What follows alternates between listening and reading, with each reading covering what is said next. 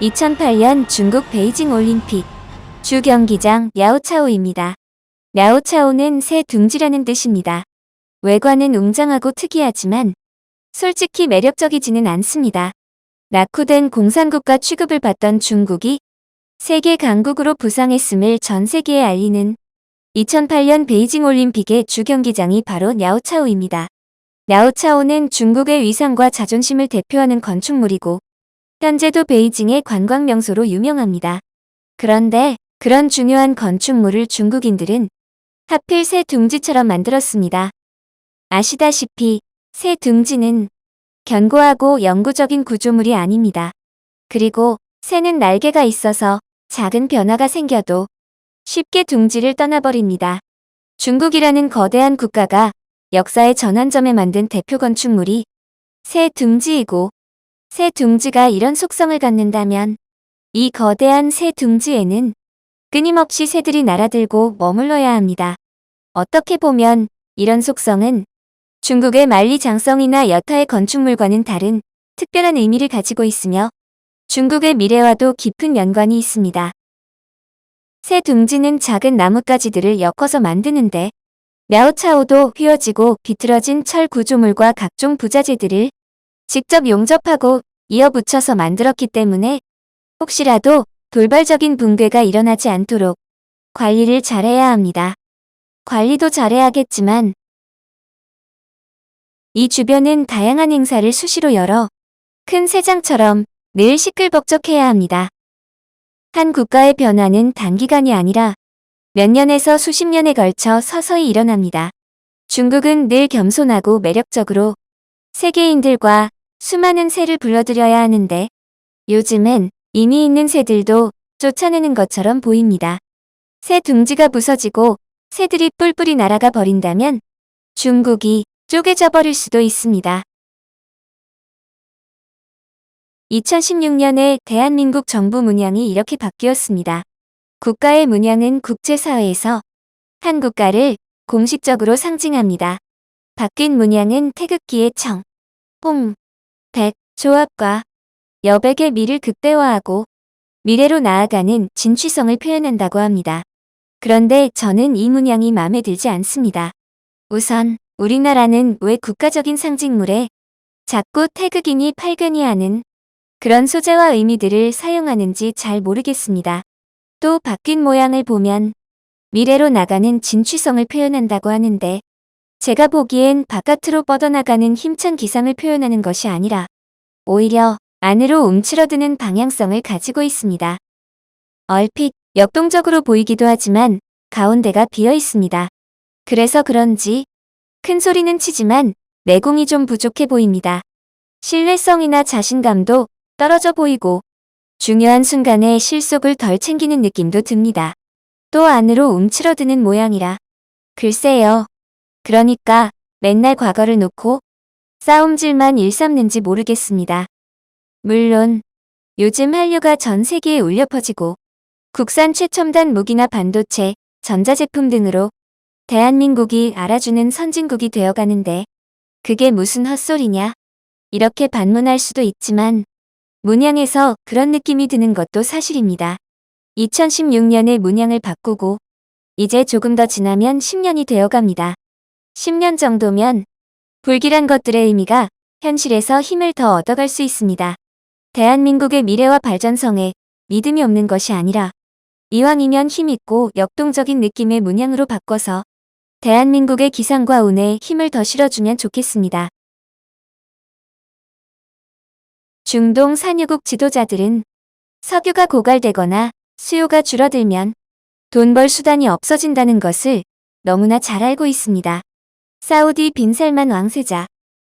그의 정책 중에 탈석유 신성장 정책이라는 것이 있는데 네옴시티도 그 일부입니다. 이 젊은 지도자도 다가올 탈석유 시대를 어떻게 살아갈까가 고민인 겁니다. 네옴시티입니다. 옥사곤은 바다 위 팔각형 산업도시, 트로제나는 인공 레저타운 관광도시, 그리고 더 라인이라는 전혀 색다른 선형 도시를 짓겠다는 것입니다. 중동에는 두바이, 아부다비, 2022년 월드컵을 개최한 카타르 도하 등 현대적 대도시들이 이미 여럿 있습니다. 대부분 그동안 벌어들인 오일머니로 과시하듯이 지었고 물류, 관광, 금융 등을 지향해서 탈석유 시대 이후를 준비한다지만 솔직히 석유가 없으면 뭘 먹고 살지 미래가 불투명합니다. 사우디의 젊은 빈살만이 이런 도시들을 한 수 아래로 내려보고 내놓은 프로젝터가 바로 네옴시티입니다. 네옴시티에 워낙 천문학적인 돈이 들어가니까 우리나라도 제2의 중동부민이 뭐니 하면서 잔뜩 기대를 하고 있지만 저는 이 일이 회의적으로 보입니다. 2029년 동계아시안게임 공식 개최지 트로제나. 중동의 사막에서 스키를 타고 빙상 스포츠도 하겠다는 겁니다. 그것도 동계아시안게임 모든 종목을 할 정도로 대규모 투자를 하겠다는 겁니다. 만약 남극에 해변이 몇 킬로 되는 멋진 해수욕장을 만들면 호기심에 한 두어 번 정도는 가겠지만 그 이후는 누가 그 추운 남극에 굳이 해수욕을 하러 갈까요? 트로제나의 희귀성과 멋짐이 알프스를 낀 유럽의 스키장보다 낫다고 생각하세요? 아랍 산유국의 왕족들은 나는 누가 감히 생각도 못하는 걸 한다. 다들 까불지만 내가 제일 잘 나가. 이런 생각을 하나 봅니다. 100원을 들여 이론을 회수하겠다는 적자 사업입니다. 옥사곤, 바다에 떠있는 산업도시입니다. 더 라인이 폭 200m, 높이 500m, 길이 170km인 롯데타워만큼 높은 건물을 서울에서 강릉까지 직선으로 짓겠다는 거니까 천문학적인 돈이 들어갑니다. 더 라인에 참여해서 돈을 벌려면 최고의 기술과 인재를 가진 세계적인 기업들이 옥사곤으로 회사를 옮기든지 옥사곤에 기술과 자본을 투입해서 회사를 만들어서 사우디 사람을 고용하고 교육시켜서 메이드 인 KSA, 즉 사우디 제품으로 더 라인을 짓자는 맥락입니다. 그런데 이건 길은 맞는데 출발이 너무 늦었습니다. 비단 사우디뿐만이 아니라 중동 산유국 전체가 다 그렇습니다. 우리나라가 70년대에 자동차, 조선, 텔레비전, 냉장고 등을 만들기 시작했고 지금만큼 경쟁력 있는 물건을 만드는데 적어도 40년 이상이 걸렸습니다. 미국이나 일본의 자동차 산업은 100년이 훨씬 넘게 걸렸습니다. 그런데 그들은 7, 80년대의 대한민국처럼 절박하지도 않고 국민성 자체도 근면하거나 영린하지도 않습니다. 석유로 번 돈을 산업에 투자하지 않고 복지로 돌려 악착같이 일하지 않아도 나라가 돈을 주는 생활을 근 50여 년을 해왔습니다. 그러면서 석유를 독점한 왕족이나 일부 부자들을 제외하면 대부분 가난합니다. 더 라인이 사우디 자국민 인재 양성과 신성장을 위한 탁월한 미끼든 아니든 문제는 이런 사우디가 경쟁력 있는 메이드 인 KSA 제품들을 언제쯤 만들어내고 또 세계에 수출해서 돈을 벌 수 있을까요? 안타깝지만 중동은 석유가 저물면 모든 것이 같이 사라져 버릴 겁니다.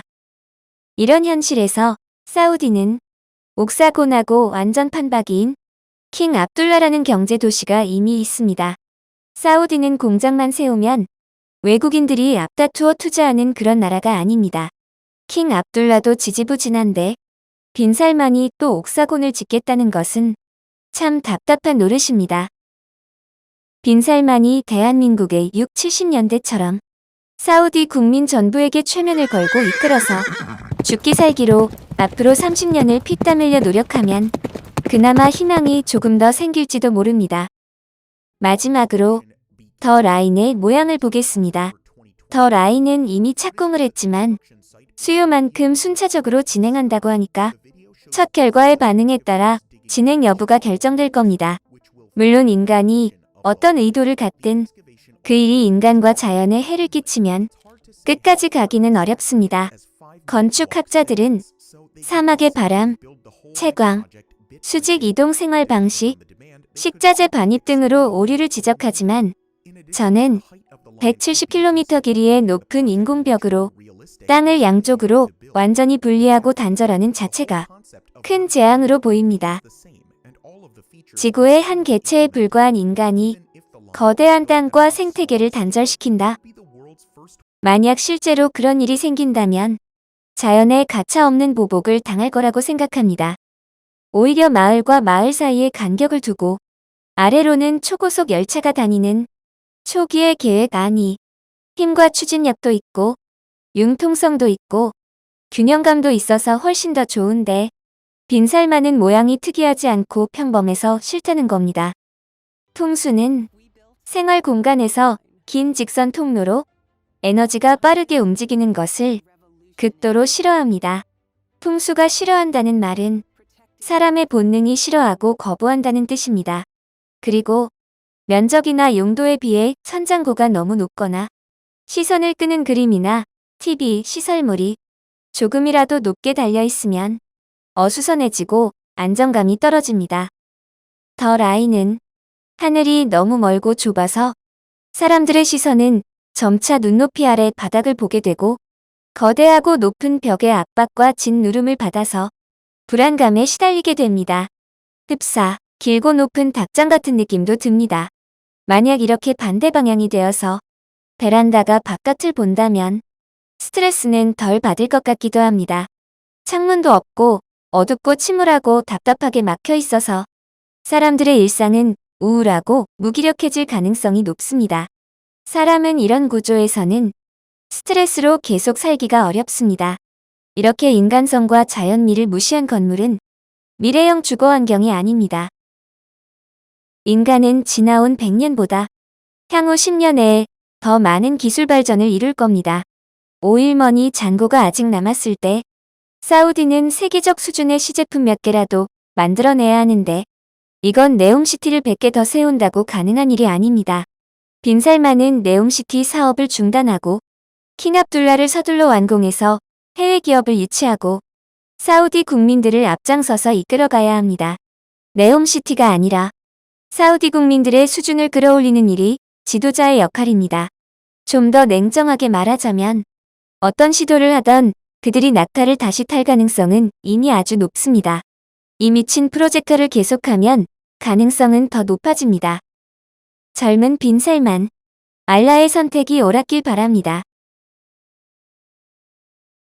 풍수로 일상이나 건물을 살펴보는 일은 아주 재미있지만 한편으로는 아주 엉뚱해 보일 수도 있습니다. 길고 높은 에스컬레이트가 눈에 확 뜨이는 건물입니다. 어떤 건축가가 외국에 저런 건물이 있던데 나도 저렇게 설계해볼까? 아니면 건물주의 특별한 요구로 이 건물이 탄생했을 수도 있습니다. 그런데 저 건물을 보는 사람들은 계단 참 높고 길다. 저 먼 데를 언제 올라가? 물고기가 강물을 거슬러 올라가는 기분도 듭니다. 이런 느낌 때문에 사람들은 별로 가고 싶지 않을 수 있습니다. 어떤 건물이든 외부에서, 특히 건물 정면에서 높고 긴 계단이 눈에 띄면 좋지 않습니다. 그런데 한편으로는 바쁘고 분주한 느낌도 들어서 철진한 물건이나 중저가 브랜드를 아주 저렴하게 팔거나 스포츠용품은 좋을 수도 있습니다. 그래도 고가의 물건을 파는 매장은 어울리지 않습니다. 앞에서 보면 높은 계단과 긴 통로가 나란히 붙어 있고 건물 입구는 저 멀리 안쪽에 있습니다. 사람들은 입구가 참 멀리도 있다. 한참을 가야겠네. 이런 생각을 하게 됩니다. 그러면서 무의식 중에 저 건물에서는 뭐든지 절차도 복잡하고 시간도 한참 걸릴 거야 라는 부정적인 생각도 하게 됩니다. 시간이 지나면 사람들의 생각과 행동도 건물 입구를 닮아가서 점점 부정적으로 변하게 됩니다. 장애인 출입 통로는 눈에 띄고 건물 앞에 있어야 하지만 너무 도드라져 보이고 길고 지루한 느낌이 들면 안 됩니다. 어떤 건물이든 입구나 통로가 지루하고 멀게 느껴지면 안 됩니다. 건축가의 테크닉은 이럴 때 필요합니다.